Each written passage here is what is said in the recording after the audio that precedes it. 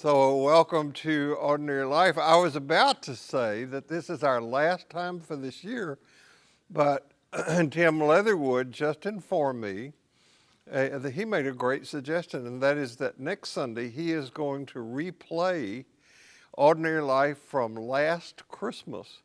So you'll see what it used to be like when we gathered and what it will look like someday. Maybe next year. Well, next Christmas. We'll talk a little bit about that today, too. So welcome to Ordinary Life, which is educational offering of St. Paul's United Methodist Church. Today is the fourth Sunday in Advent, and there will be huge activities going on here this afternoon. I think you needed to have registered online for that, but I have a hunch. I'm in my troublemaking mode. I have a hunch that if you show up, they won't turn you away. What? I'm just a little anxious about all the people, but it's okay. It's going to be fine. Okay. It's going to be fine. Bill spoke. So, we ask every Sunday for your money. And actually, that's not true. I have prided myself on all the years that I have taught here not ever to ask for money. And the people of Ordinary Life are so generous. It's probably been out of your comfort zone a little bit this year to have to sort of mention it every Sunday, but I've done most of the mentioning with your prompting. I've handed that off to you to do. Yeah. So actually on that note, thank you, because just last week, the Finance Committee gathered and went through the requests and distributed a total of, you want to go to the next slide, of $26,000 to the organizations on the list that we'll get to eventually. That's all because of y'all, because of your generosity and what you've continued to give even in the absence of gathering.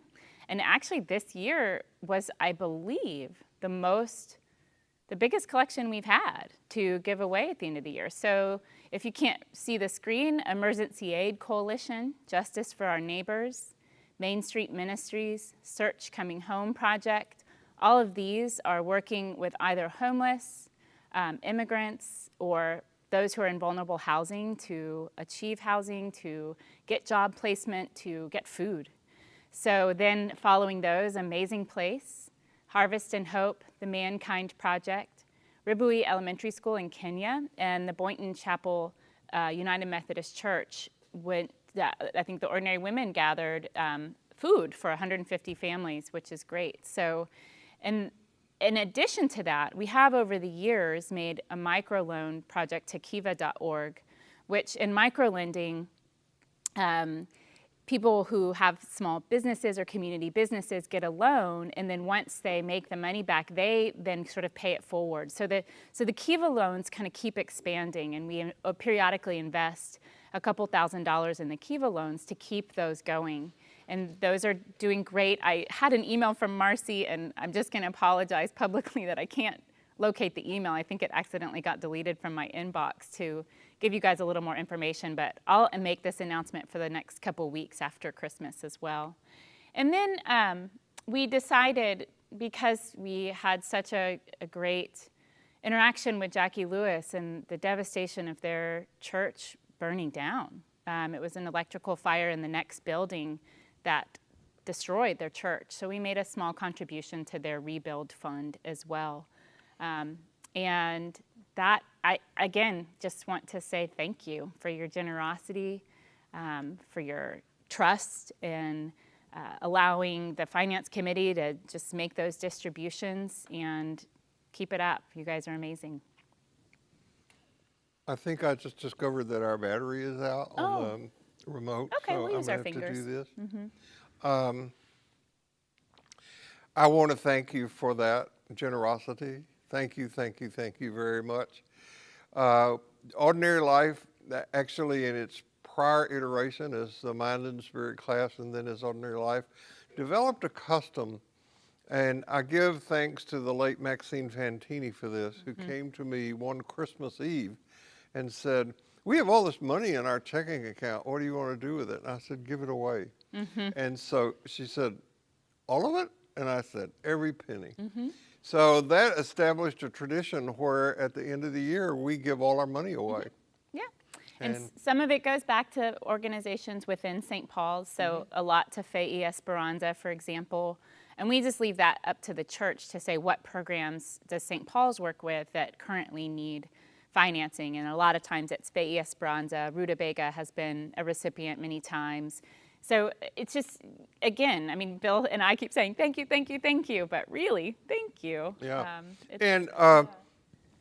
If you want to know how to donate, every Tuesday morning and every Friday morning, either a preview or a summary of this class goes out. And I always try to put a link there to a video about how to donate. And I really appreciate that. And you can also subscribe to those emails, and through them you can find access to our podcast, which is called In Between, which is cleverly named by Holly. That's the only good title I've come up with. It's a great title, and always thanks to John and to Olivia and to Tim and to William Budge for this. And I want you to know that no matter who you are, no matter where you are in your spiritual journey, you are welcome here as part of Ordinary Life. So, today, being the Sunday before Christmas, Holly and I are taking a break from basing our teachings on the morality teachings found in the Sermon on the Mount. We will speak to the same issues that we have been about what it's like to live in this time of COVID and racial apocalypse. And but we're going to do it in kind of our understanding of the Christmas story, and really new life stories, solstice stories from around the world. We're calling this time today Light and Darkness, Light and Lightness for Dark and Troubled Times. And because we want lightness, we're going to begin with lightness, and you're going to tell me how to do this, or you're going to do it. Yeah, got it. Okay. All right. We have a funny video for you guys. And yeah, just sit back and watch. It's just so cute.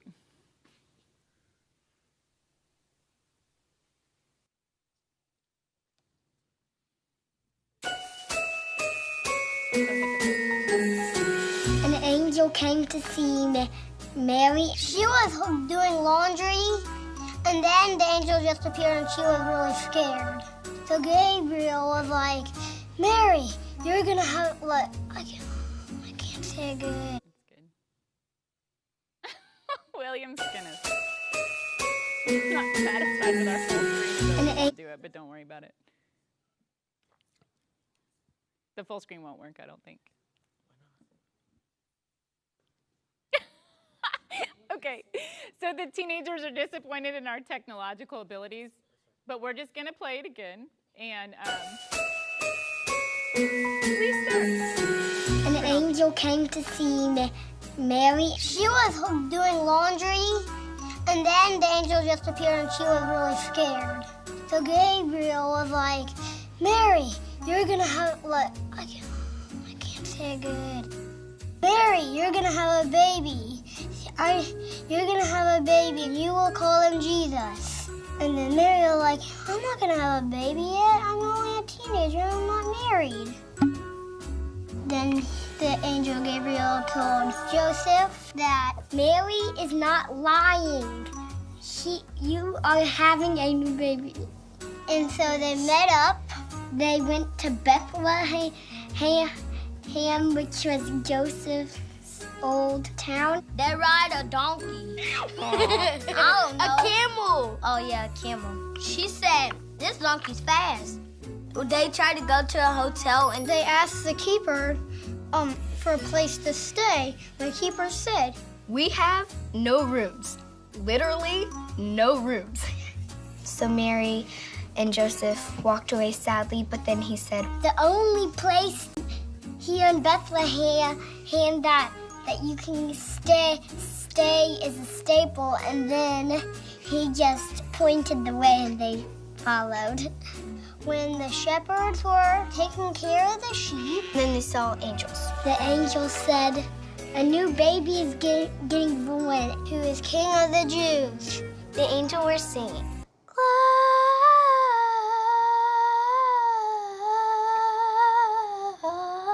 Glorious.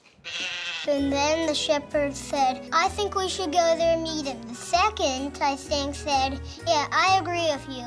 And the other said, yeah, me too. They had to walk through a bunch of grass and bushes, maybe have to camp out a night. And then the wise men heard about it, and then a star appeared. We should probably follow that star. It's pointing down to the barn. So maybe we should follow it. Maybe. So the wise men went to Jesus. They gave them gifts. A stuffed animal, like a hippo one, that I have at home. Some diapers, and some wipes, and some milk, some shoes, some Jordans. Gold, ring, and Latimer. And I don't know how it would survive in that barn. Too stinky, too crowded, and ugh. I think he probably pooped because the room was very smelly. Thank you for coming. He's adorable. He's gonna be our best friend. I love you, and you the best baby I ever seen. There, I said it. The new baby is gonna change the world.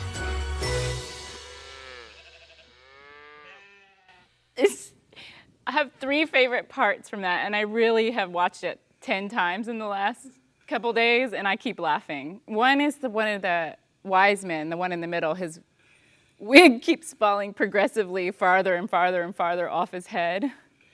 And 2, the last line kills me every time. You, the best baby I have ever seen. There, I said it. It's hilarious. The adults do a great job kind of mimicking the kids. Is your mic back on, Bill? Oh, I just love it. I bet I've seen it a dozen times. Yeah. I just, Is Bill's mic back on? Okay, good. Oh. Yeah.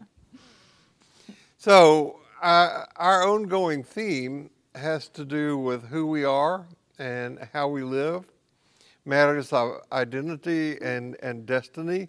And we're seeking to do this living and understanding in light of our also growing understanding of what it means to live in this evolving cosmos. And we are doing this in what some people have called the worst period in human history. That's not true, but it's a bad time. This year has been bad. We'll talk more about that in a moment. It's said that St. Francis went about praying or muttering. You look back on some of these saints and you wonder how, according to our DSM categorizations, whether they were sane or not. But St. Francis would say, God, who are you and who am I? And these questions that he asked are the more personalized form of questions that shape the Jewish faith and seek to sake the faith that came out of the Jewish faith, understanding of Jesus. 2 of the questions, who are we, not who am I, and how are we to live? Now, my conviction is that if we seek to gain clarity about these questions, that work is going to contribute to our transformation. And I am also convinced that a handful of people who are in the process of being so transformed by peace, love, joy, patience, and humility can transform the world. Peace, love, and joy are kind of easy to understand. By patience, what I mean is our ability to be non-reactive and non-judgmental, which is incredibly difficult to do. And humility is the word that I am using to help us avoid being guilty of the sin of certitude. Over the past number of years, I have become more and more convinced that if we do not recover our ability to understand and live into the mystical dimension of the teachings of Jesus, that we will not understand what the movement was about. Richard Rohr said 4 years ago, after the election of Donald Trump, he said, quote, "The evangelical support of the political right will be an indictment against its validity as a Christian movement for generations to come." One of the things I think that means is that we have to understand that the teachings of Jesus, this Jewish mystic, were very political. The teachings are very decidedly on the side of those most in need of justice, that is, the powerless and the dispossessed. It is not the politics of division. There is no future in that.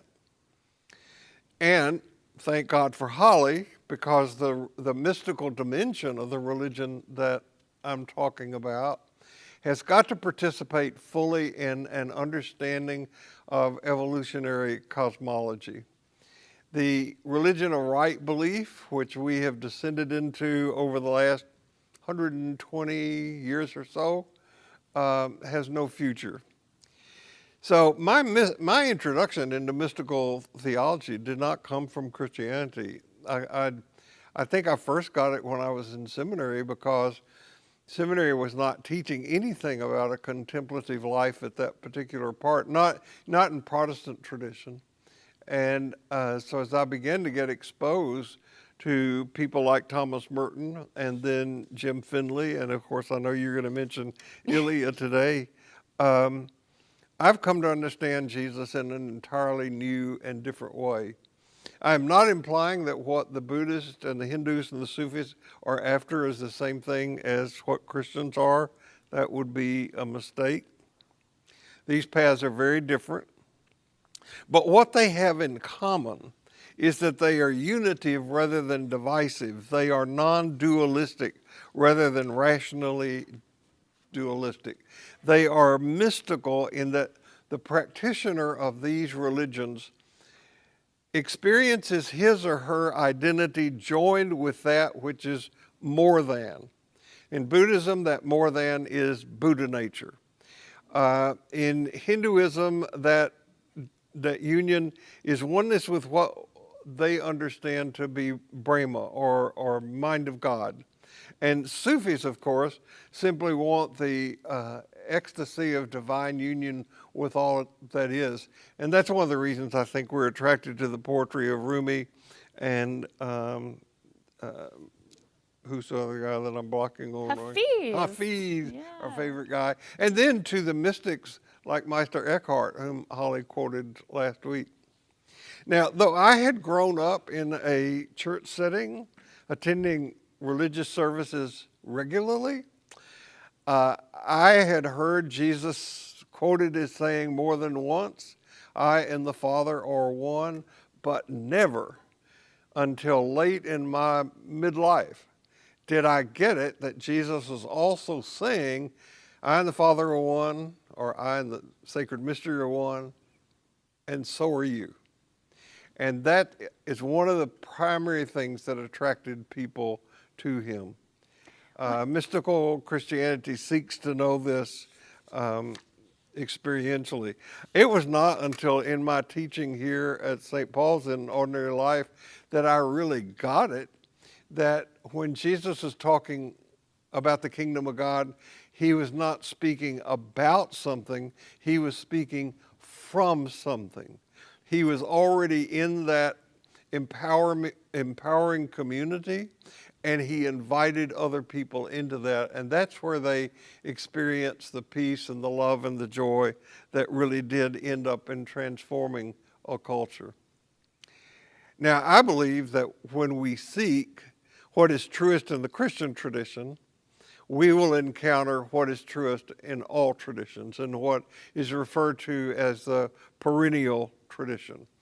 The specific sets of rituals and beliefs is what makes each religion unique. And being very clear about Jesus and about what he taught runs us directly into the truth that he said would set people free, and to encounter all in the way that he did, with love and compassion. Now that would not only be freeing for us, but it would be good for the whole world. The problem is that a lot of people who call themselves Christians are not clear about who Jesus was or is or what he had to say. And there is probably no greater opportunity to distort the Jesus story than in the misinformation that comes pouring out at this time of year, which culminates in the Christmas story. So today, and I just mentioned to Holly, threw her a curve, I like curveballs. It's good. that we might continue this next week. Well, in 2 weeks. I mean, in 2 weeks. Yeah.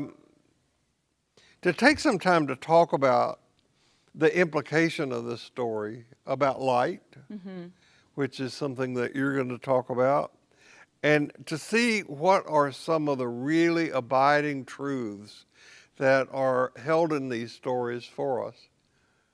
See, next Sunday is the 27th, so first Sunday in January. It's the 3rd. The 3rd. We're still being Christmas. It's not yet when the wise men have come. That's January 6th. That's right. Right. We'll be the wise people. The 12 days of Christmas culminate on January. Yeah. So that's kind of an introduction. Is that enough, or do you want me to go on? Yeah, I think that's great. Unless, of course, you're feeling the Holy Spirit and you want to go on. I'll see you next year. Yeah. You're going to take it from here? Oh, okay. See ya. Bye, Bill. Yeah, as you were talking, I was thinking people so often, it's like a prodigal son or prodigal daughter type of story. We leave our tradition, I think, in healthy ways sometimes. We question it. And in the Jewish faith, there is a mandate that you question, that you just keep questioning. And go like that on your nose. You got some coffee on it. And until you arrive at the place where you can sit with it. And in the story of that prodigal son or daughter, leaving and coming back, it's a little bit of a hero's journey. When we come back to the faith with which we were raised, with a new mind, with mystical mind, we experience it entirely differently. And for me, that teaching came through one class I took in college, which totally floored me and changed my life. And then when I arrived in this class, you were talking about many of those same things, and I thought, okay, I can stick with this. Mm-hmm. I was ready to leave the Christian church. But just kind of, and I did for a time. Anyways, I just think about that sort of coming back story. What new eyes do we need to see our traditions with? And if we can see where, not water them down by seeing where the commonalities are, but actually deepen them by seeing where the commonalities are, then I think our faith, our return is that much greater. But, well, I want to say that the church, as I know it, say through St. Paul's, we really have got a lot of work to do in terms of changing our liturgy and the language of our liturgy to reflect evolutionary cosmology, the hymns we sing, the way that we pray, the creed that we recite. It's causing a lot of people to go, I don't think I want to do that anymore. This balance of tradition and recreation, I think. And the sad thing is that the sad thing to me is that when people have tried to move away from the language of the liturgy that the church has held on to for centuries, what they've gone into is a kind of superficial pop, celebratory music singing, enthusiastic stuff that really has an entertainment value but no substance. Leaves us feeling good, but maybe doesn't allow us to go into some of those dark places. Yeah. So FYI, Phil, I sent you the copy of our text today. We're way off script. Don't try to find where we are, but we'll return to it. We hope to. Yeah. So this week, as usual, my kids, they are all in virtual school doing school around the dining room table, and I hear what is going on in their classroom as much as they do. Well, maybe I hear more. They're very distractible. But like so many kids, or so many years, they have been exposed to the usual Christmas-themed math problems and reading comprehension. I'm always amazed at how much Christmas pervades public schools, as opposed to the sort of interfaith traditions. Public schools are for the whole population, but it's very Christmas oriented. And something a little different happened this year where each of my kids' teachers also focused on the different celebrations around the world. And my older son had to do a project on a different celebration than the one that he engages in, and his was Junkanoo, which is a Bahamian tradition, still Christian oriented, but it was first created by those who were enslaved as a way of celebrating their own culture. And anyhow, each celebration, regardless of religion, I began to notice this theme of light. Religious and cultural stories are their own kind of cosmologies or ways of making sense of the world. I find it really fascinating that so many of the time of the winter solstice stories revolve around light after the longest night, which is tomorrow. Is tonight the longest night, and then tomorrow is the first day of winter? Is tomorrow? No, tomorrow's the longest night. Okay. So this, the longest night is so because of the way the earth tilts toward the sun. And bear in mind, of course, that the winter solstice is in June in the southern hemisphere. And while those countries we've adopted a sort of universal calendar, their ancient rituals took place on the solstice in June rather than in this time of year. So we had two different ways, or two totally hemispheric ways of celebrating the solstice. I'll try to reach over. I think I put that slide of yours in the wrong place. Zagmuk is the oldest winter festival from ancient Mesopotamia. The people used to light fires, and they staged a battle between the sun and the monsters of the night. Then these are just a few. We have Yule. It's a pagan tradition, an English tradition that was more rooted in the natural world and the sort of magic and mysteries of the natural world. The people gathered around a sacred log that was cut especially for this tradition, and they danced around the log and celebrated around the log to wake up the sun after the longest night. In China, we have Tengqie. I'm sure that I'm not pronouncing that correctly, but it's a 15-day festival of lanterns to bring back the sun after a period of long darkness. Of course, we have Hanukkah, which would have been the Jewish tradition that Jesus was entrenched in. I don't know how old Hanukkah is. Do you? Mm-hmm. How old is it? It goes back to a war. It was after a battle. Battle of the Maccabees, where the Maccabees were granted oil that replenished their light for 7 days. Right. They had only a little bit of oil, and that little bit of oil mysteriously and miraculously lasted for 8 days. And there are several stories in the Elisha traditions that laid the groundwork for this. And we just finished it, Hanukkah here. Yeah. So Hanukkah is, of course, that honors this time where the Jews fought for their temple and won, and they lit the candles for 8 days to celebrate how long that miracle of oil lasted after the battle. We have Diwali. An Indian festival of light, or Hindu. It's marked by lanterns lighting up the night and great feasts, henna paintings on the hands, and lots of food celebrations. And color. And lots of color, just a really rich tradition. And then we have Kwanzaa, which was an African tradition that celebrated the harvest, became adapted by those who were enslaved and then by many African Americans. From December 26 to January 1, 7 candles are lit to celebrate the 7 ideas of community and family, which are unity, self-determination, collective responsibility, cooperative economics. I love those two. Collective responsibility, cooperative economics, purpose, creativity, and faith. And then, of course, we have Christianity. You recognize those doors? I do. This is St. Paul's after or during a Christmas Eve service. If you have ever been to a Christmas Eve service in person, the whole way is lit by candles after you leave. It's really beautiful. So Christianity celebrates the birth of Jesus, which is often confused with presents from Santa. But Jesus was thought to be the light of the world. All of these celebrations bring to light, or bring light to the darkest nights of the year. So there's this juxtaposition between dark and light. And very often we associate the dark with what is bad or scary. It can be both, of course. It can be bad and scary, but the dark also has an inherent wisdom to it, a creativity, if you will. This year, 2020, which if you go to the eye doctor is associated with perfect vision, how ironic,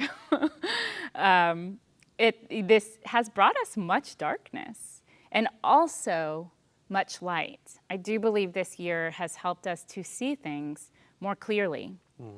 The light has a ton of symbolism too. Love, intelligence, birth, and also rebirth, as in a fire. In fact, the Spanish phrase to give birth is dar a luz, to bring to light. This is such an excellent metaphor, I think, for all darkness that needs to be brought to light or given birth to. Before I go into the kind of darks and lights of this particular year, I wanted to zoom way out, of course I can be relied on to do this, to 14 billion years ago.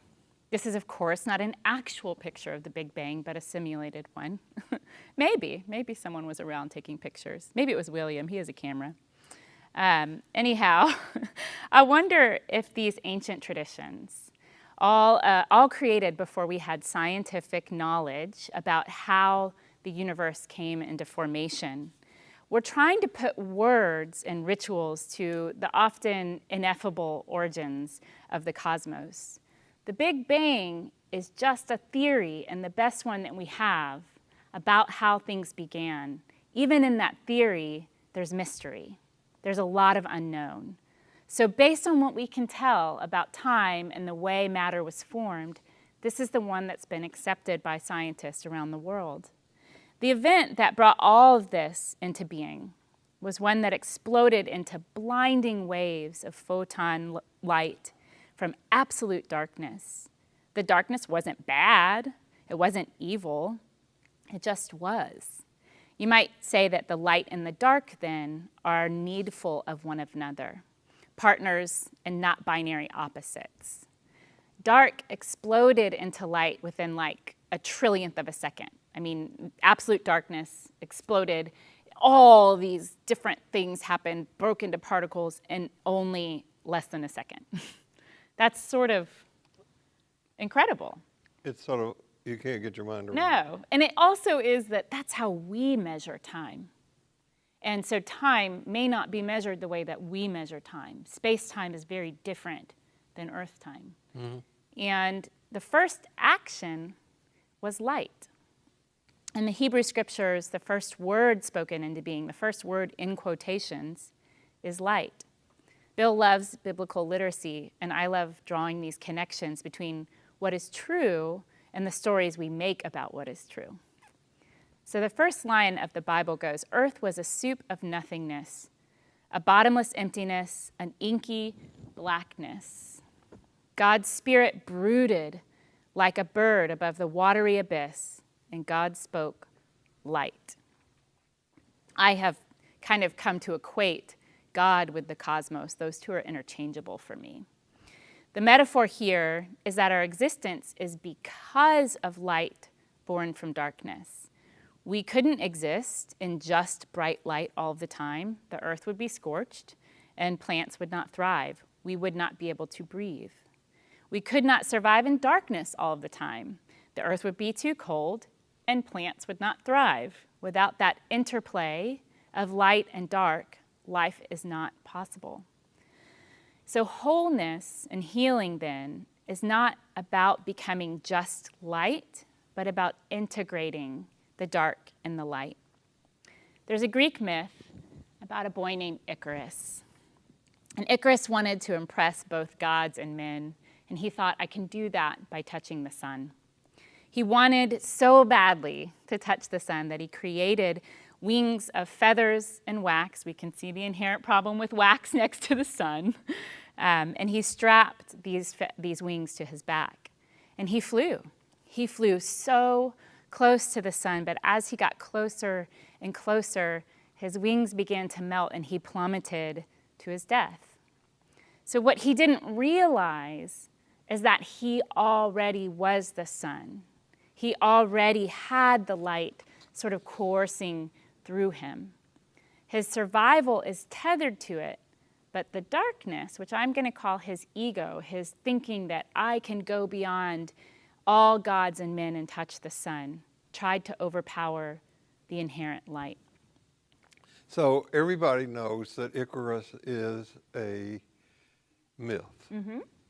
Or could we use the word parable? Yeah, absolutely. And yet, if and when somebody says anything about Jesus or the Jesus story that this is a myth, people go a little bonkers. No, it's true. Yes, it is a- also true. Yeah, it's also true. The story of Icarus is true. Yeah. Yeah. So I was thinking while you were doing that, you know, if you said I like biblical literacy, and I do.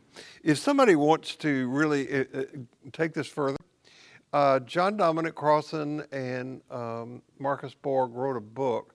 Their first book was called The Last Week, which was a story about the end of Jesus' life. And then they bookended that a couple of years later with a book called The First Christmas. I think that's the title of it. Look up Borg and Crossan. And it puts the stories, the Jesus stories, into perspective of what more than likely really happened and how the stories got developed. And you know, we know from later in the story that Jesus himself told parables. And while he was doing that, probably nobody nudged his or her person standing next to them and said, you know, he's just making this stuff up. Because the response would have been, While eating popcorn. would Can't believe this you guy. shut up and let me listen to this? I would like to hear the rest of the story. So I've said this maybe 100 times in here over the years. One of the most liberating things I learned in seminary was a professor who said, Jesus told parables and his followers told parables about Jesus. Mark tells Mark doesn't have a birth story. Luke tells a parable about the birth of Jesus. Matthew tells a parable about the birth of Jesus. They are really, really different stories, but we've kind of squished them together into one story. Crossan, whom I just quoted, I think he is probably now the living most authoritative voice on the historical Jesus. He tells his own parable about Jesus, and this is it. 3 people once heard Jesus speak. One went away saying, I don't get it. This isn't for me. The second person said, oh, I got it all right, and his message is threatening my way of life. This guy's got to go. And the third person, having heard the very same words as the other 2, declared, in this man and what he says, I experience God and I will follow him. Now, I think that's pretty typical. I think that many Christians have a blown out of all shape of reality how the early Christian movement began. It wasn't 2,000 people all at once joined a church and became Christians. It didn't happen that way. It happened over decades with small groups of people in isolated places who communicated with each other by word of mouth, by stories, and by letters that they wrote to each other. I was also thinking while Holly was talking and watching the monitor and the miracle of this communication, that had the COVID pandemic hit us 5 years ago, we wouldn't be doing this. We wouldn't have a way to communicate as a community of faith to keep things going and to hang together. And even if it is not a very satisfying way, we are still doing that. Jesus upset those in power. Some turned out to be more powerful than others, and that's why they took his life. The story says that a light desires to be shining in the dark times that we live in. in our dark lives and in our communal life. Our religious work and our spiritual work, and they are not the same, are about discerning this light and developing the resources and the faith to live in this light and to be guided by this light. Now, my hunch is that people are probably more familiar with It's a Charlie Brown's Christmas than with the story behind the very two different parables that are told in the Christian collection about Jesus. And if we don't get past the surface level of what we've been taught, we're not going to enter that space of transformation I spoke of earlier. And I'm quite convinced that a religion the mind rejects does not offer a God we can give our hearts to. You know, so this led me to ask the question this week as we were thinking through this, is what are we to understand about the Christmas story this year, in a year that perceivably is filled with so much dark? Bill and I both love Ilia Delio, and she's one of the reasons I was led to do what I am doing with a PhD in cosmology. She's one of the people who said, you might check out this school. And I did, and here I am. But she had a really beautiful message this week on her website, and I'll summarize it a bit, but I'll also quote her a little bit later. As it goes, Jesus was brought into the world as a light. But I want to talk about that for a minute. Jesus was birthed into the world. Birth is probably one of the most painful experiences I've ever had. And being born, I imagine, is pretty terrifying. You come out of a dark, cozy space into the world that your eyes are blinking. You have to open your eyes and breathe on your own for the first time. And I think I have a memory. It may have been Jim Bankston. It may have been Terry Thompson. It may have been you. I think it was Terry or Jim. On me. Who gave a sermon probably 20 years ago titled The Not So Silent Night, about the night of Jesus' birth. There was probably a lot of groaning. No midwife, no doctor, no birthing tub, no yoga ball. There was just Joseph and Mary and the animals. Birth is hard, and let me tell you, it is not silent. And then birthing babies is messy. So if God's embodiment is through a barnyard birth to an unwed mother in the form of a baby, then we can determine that God is totally okay with messiness. We can also determine that God is the body. Jesus is the body of God. You and me are the body of God too. I love what Ilia writes here, and this is where I quote her. I can't say it better than she can. We have constructed a triumphant Christian story, but nature, including human life, reveals a very different kind of God, one who stumbles through the cracks and crevices of life without falling under the weight of despair. It might be time to stop looking for a perfect God and awaken to an imperfect God, a God who is still becoming God precisely because God emptied God's self into human form. God succumbed to the limits of matter so that matter could discover its potential. What does a messy God look like? An incomplete God. I think such a God looks like us humans who keep trying to overcome our failings and deficiencies.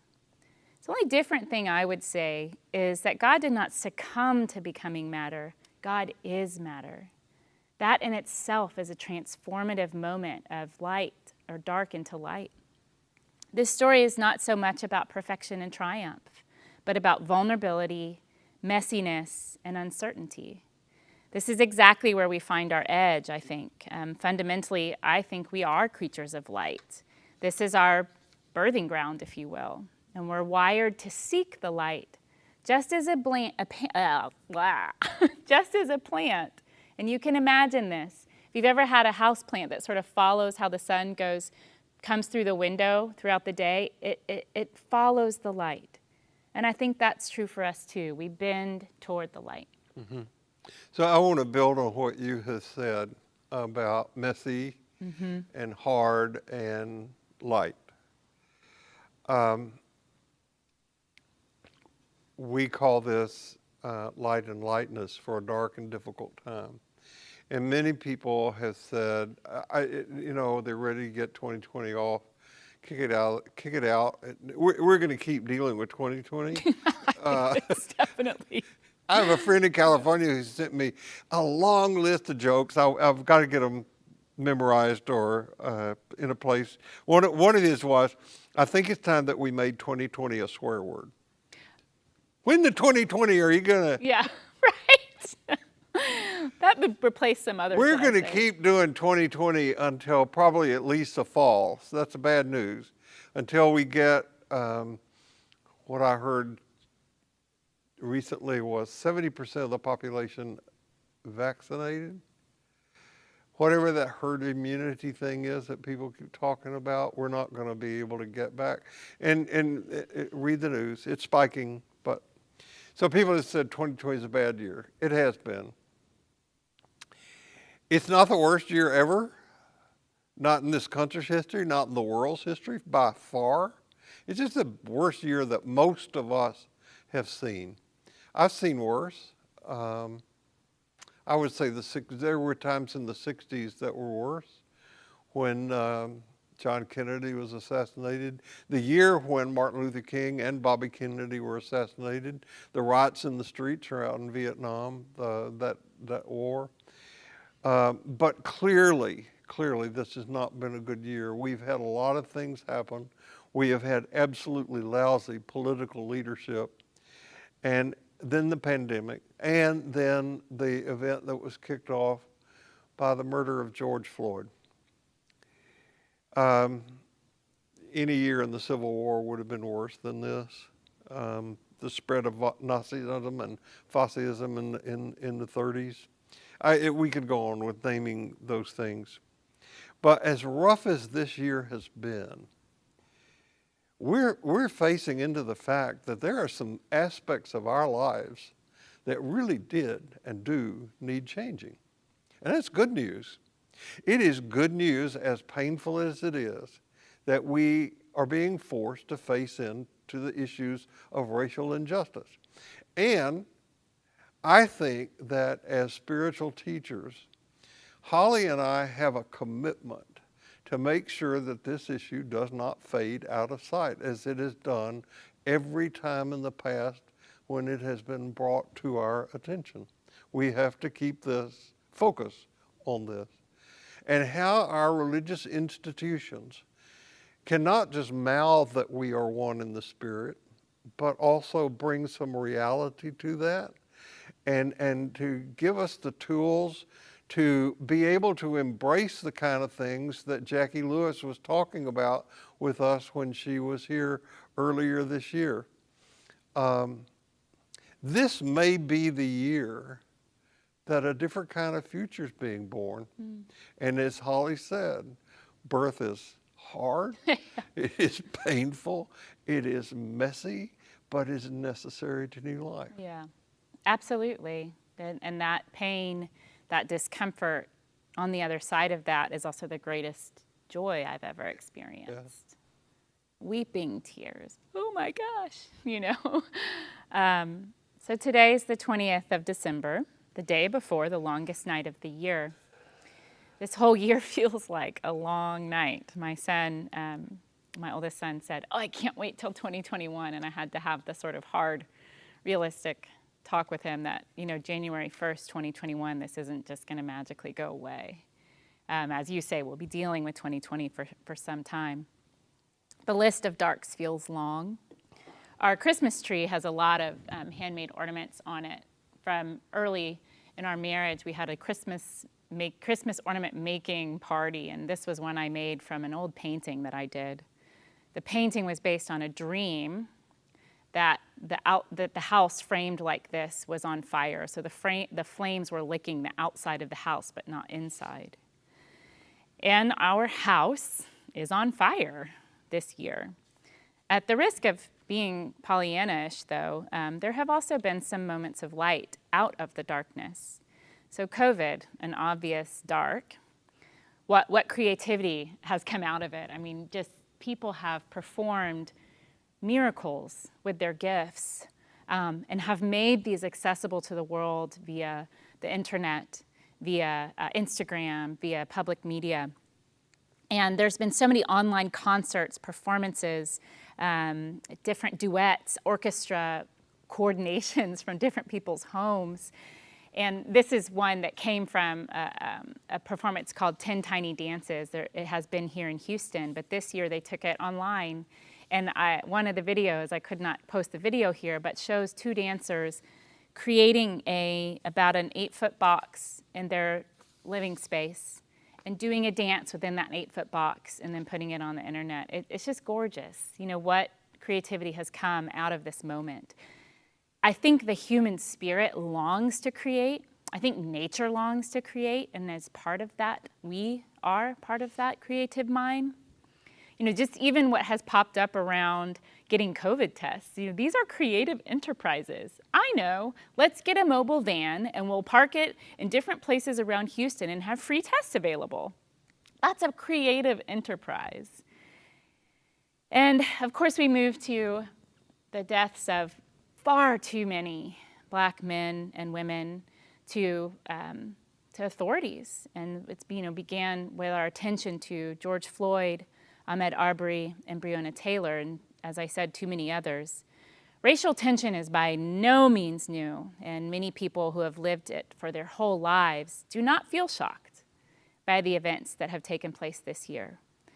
But there's only so much tension a people can handle, and so if anything, the light is the reveal, the recognition that we've been in an untenable situation for a very long time. But this is one we don't yet know the end of. But here are the lights. More creativity is born of pain. These murals, these public art pieces have sprung up all over the country, all over the world.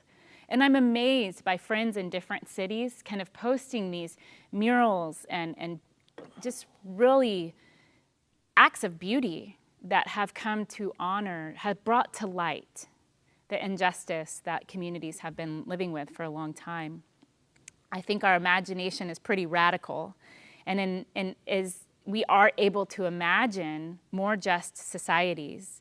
I think something we can all participate in small and big ways is how can I participate in doing more justice and doing more love.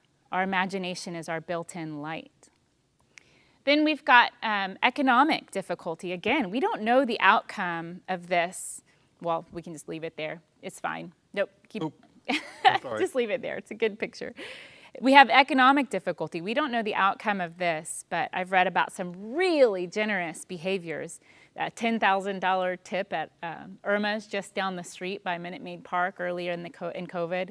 I know in whatever ways Josh and I can, when we pick up food, we leave as big a tips as we feel called to that day. Hasn't been $10,000, but you know, just people have been generous where they can be. Jeff Bezos' ex-wife, who has some, you know, I think from the settlement has something like $60 billion. She's given away more than $4 billion this year to issues of economic justice, racial justice, and environmental concern. Those are hugely generous acts. And people are kind of heeding that call, if you will. And then leadership. I listened the other day to a forum through Oxford in England on community organizers around the world. One of whom who I know in Houston, she was as part of this forum, Secunda Joseph. And I'm so encouraged and inspired by the way people keep showing up for people, how communities have come together. So out of dark comes light. We're not done with this year. We can safely say it has been a certain kind of show that I can't say here. But it's also taught us that we're resilient and kind, and we are capable of changing. It's most definitely not going to change January 1st, 2021, as I had to say to my son. But it is certain that much light has been shed on what we need to attend to collectively and likely individually. We are light seekers. I do believe that. The mystical teaching Tikkun Olam teaches that the universe started as a single orb of light. This comes from the Kabbalist teaching of mystical Judaism. And that orb, it is said, shattered into millions of pieces, each of which nestled into the various souls on earth as hope and imagination. Certainly, we feel that shatteredness this year in our bodies, in the losses we've faced and witnessed, in our politics. But the stories of light show us that a single flame is enough to penetrate the darkness. We are called, I believe, to restore the light of the world with our hope, our imaginations, our tears even, and through acts of love. We matter. What we do matters. What you have to offer the world matters. It is the light of the world. So love, I believe, is really the only thing that has ever changed the world. And of course, one of my favorite thinkers, Martin Luther King, my typo in this is funny, Martin Luther King, famously said, "Darkness cannot drive out darkness. Only light can do that. Hate cannot drive out hate. Only love can do that." We need the dark to teach us, to show us that we need to see and what we need to see. We need it to show us the way. I came upon this quote, I inserted it at the end, but I'm going to read it now. That's by Martha Graham, who is also an artist, a dancer, a creator. And she said once, there is a vitality, a life force, an energy, a quickening that is translated through you into action. And because there is only one you in all of time, this expression is unique, and if you block it, it will never exist again. It will be lost. The world will not have it. It is not your business to determine how good it is, nor how valuable, nor how it compares with other expressions. It is your business to keep your channel open. You do not even have to believe in yourself or your work. You just have to keep open and aware directly to the urges that actuate you. Keep the channel open. So I think, how about we don't make New Year's resolutions that are like, I'm going to be a better dieter, I'm going to be a better reader, I'm going to read more philosophy, or I'm going to be a better person. What if we just made a resolution to become more ourselves? That we could just become. We could become the light that the world needs. One of the reasons I think that's a good idea, I do. One of the reasons that I'm tempted to say I want to continue this is because we get so much cultural confusion around Christmas and the meaning of the Christmas story. Light and lightness, here's lightness for you, a cartoon. Jesus is saying, on two of my biggest days of the year, I'm upstaged by fictional characters. Easter Bunny. The Easter Bunny and Santa Claus. Yeah. And then a few years ago, I found this, one of the Ordinary Life members came up to me after I first showed this and said, "Where'd you get this train wreck?" This is Jesus being worshiped by Santa Claus. It is probably, you hate it. I think it's hilarious. You think it's hilarious? I do. Would you get, it looks like Jesus is laying on banana leaves to me in that thing. But would you be even more offended to know that this is also a musical box? What is it? Sing. Oh, Holy Night. Oh, my. And yet we look at this and we go, which of these two do we actually worship? My kids pretty much worship Santa Claus. Well, yeah, we get them confused. Yeah. You know, every year around this time, although I think the last 2 years this has not quite been so, our tradition has been to come to St. Paul's on Christmas Eve and then go get Chinese food and then to go home. And I love to watch whatever's on TV about Christmas, usually a service from the Vatican or maybe the National Cathedral or something. And you also will see around this time of year some real nonsense about Christmas. There will, I promise you, be some story either circulated on the internet or on television that seeks to show how the planets could have lined up in such a way that there was actually a star that appeared over the stable in Bethlehem. Well, there was. It may not have been the star they talked about. There's so many stars we can't see. What I want to tempt people to do is to go out on a clear night and see a star that's over specifically somebody's house that you could have followed there. It's pretty hard to do. I know that's disturbing to people who hold that the stories are literal, but they're not literally true. I think these stories are really about the inadequacy of human language to be a vehicle for making rational sense out of an encounter with sacred mystery. There's only a mystical language that can do that, and unfortunately, we don't have a mystical language.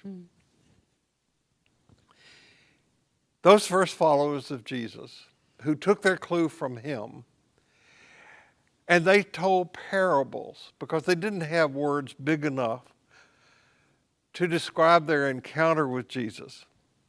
It was just that they said that in him they had experienced something of the sacred that caused them to live with more joy and less fear, more forgiveness, more generosity among themselves.